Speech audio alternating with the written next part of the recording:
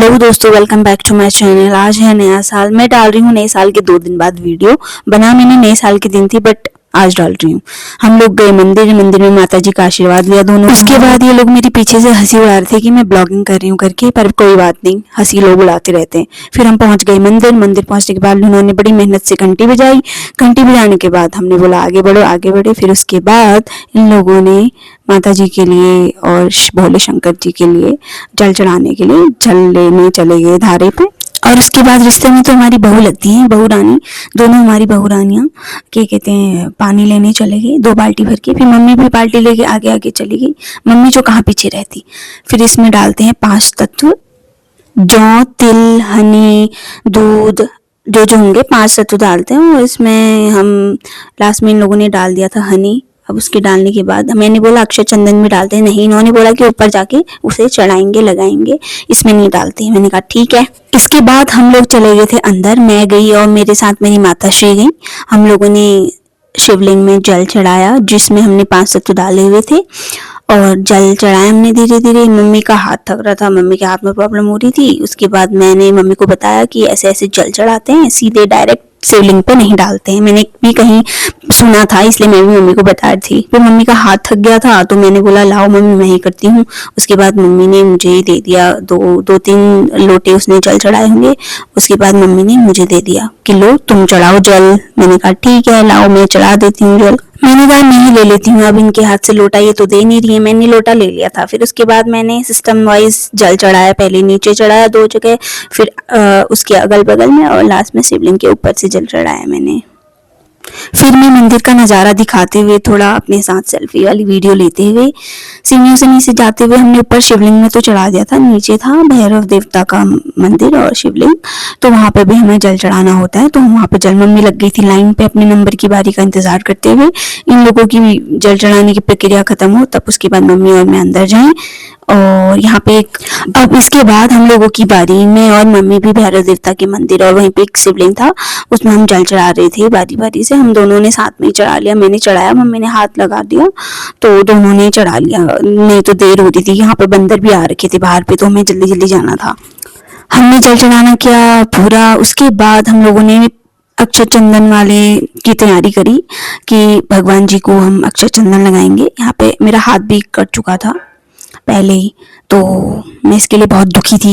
ये लोग बड़े मन से श्रद्धा भाव से, थाली बड़ी सुंदर लग रही थी, इन्होंने थाली बना रखी थी, इसमें इन्होंने फूल, अक्षत, चंदन, और यहाँ पे फिर इन लोगों ने यहाँ पे लगाया, भगवान जी की पूजा करी, यहाँ पे दिया बाती करी, वहाँ पे दिया लगा। इन लोगों का डिस्कशन चल रहा था कि दिया जलाओ। फिर वहाँ पे नियम था कि दिया जला के ज़्यादा अंदर जगह कम कंजेस्टेड थी तो उमस आ जाती है।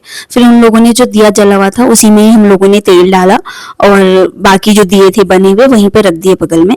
और उसके बाद हम लोगों ने शिवलिंग पे अक्षत चंदन लगाना था। उसके बाद इस पे शिवलिंग पे अक्षत और चंदन लगाते हुए, जैसे भोले शंकर की शिवलिंग में लगता है वैसे ही उनको अक्षत चंदन लगाया जा रहा था। बड़ा सुंदर लगा रही थी, अच्छा लग रहा था देखने में भी। मेरे को भी पहले आता नहीं था, मैं भी सीख रही थी कि कैसे लगाते हैं करके, सुंदर लग रहा था। उसके बाद मम्मी ने घंटी बजाई, सब लोगों ने आरती गाई और भोलेनाथ से विशेष मांगे, उनकी पूजा यहाँ पे संपन्न हुई। तो उसके बाद नेक्स्ट स्टेप था कि सबको अक्षय चंदन लगाया जाए। भगवान जी को तो लगा दिया था, अब हमारी बारी थी। ये लोग फूल वूल रख रहे थे घर के आशीष के लिए। अब बारी थी नंदी महाराज जी के कान में विश मांगने की। हमारी भगवानी जी तो विशेष मांग चुकी थी और फिर मम्मी की बारी। मम्मी से झुका नहीं जा रहा था पर फिर भी मांग ली, क्या करे, लालच है। उसके बाद मैं भी गई, मैंने भोलेनाथ जी की परिक्रमा करी। परिक्रमा करने के बाद भगवान जी से आशीर्वाद मांगा, भगवान जी हर चीज़ सही करना, और फूल वूल चढ़ाए भगवान जी को। मेरा प्रोसेस इतना ही था, मैं क्या ही बोल सकती हूँ। फिर उसके बाद हम गए हनुमान जी के मंदिर के पास। फिर हमको ये भगवा रंग वाला जो भी कहते हैं इसे, टीका भगवा रंग वाला लगाया गया। उसके बाद बारी थी शनिदेव महाराज की। शनिदेव महाराज जी की इन लोगों ने पूजा ऑलरेडी कर दी थी, तो मैंने कहा मेरी एक फोटो ले दो, यहाँ पे एक थोड़ी सी वीडियो बना दो जो कि मैं ब्लॉग में ऐड कर सकूं।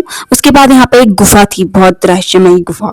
इसके अंदर माता रानी का वास था। हम लोग इसके अंदर अभी जाने वाले हैं, सब कुछ संपन्न होने के बाद इसके अंदर जाएंगे हम। अब इसके बाद हम गुफा के अंदर जाने वाले थे और मैं आगे से चलते हुए गुफा के अंदर जाने लग गए हम लोग सब। और अंदर पहुंचे गुफा माता रानी की फोटो ये सुंदर सी, यहाँ पे पूजा वूजा करी हमने, आशीर्वाद लिया और बाहर आए बारी बारी से।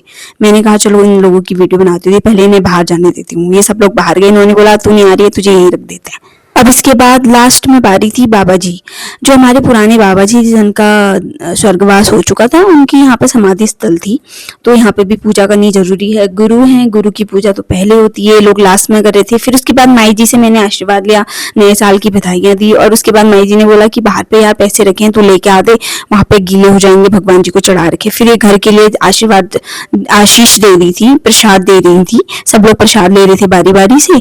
उसके बाद हमारा सेल्फी टाइम, फोटो टाइम था। इन लोगों की मैंने फोटो खींची, अपनी भी खिंचवाई, पर मेरी अच्छी नहीं खींची, इनकी तो अच्छी आई क्योंकि मैंने खींची। उसके बाद हम लोग गए थे घर को रास्ता। अब मैंने कहा लास्ट क्लिप ले लेती हूँ घर को जाते जाते, तो घर को आते आते हमें 2 घंटा हो चुका था। उसके बाद मैंने सोचा आज घर जाऊंगी तो मैं बनाऊंगी पास्ता, तो मैंने पैने पास्ता बनाया, वो भी देसी स्टाइल में, चटपटा सा, मिर्च विर्च डाल के, बिल्कुल इतना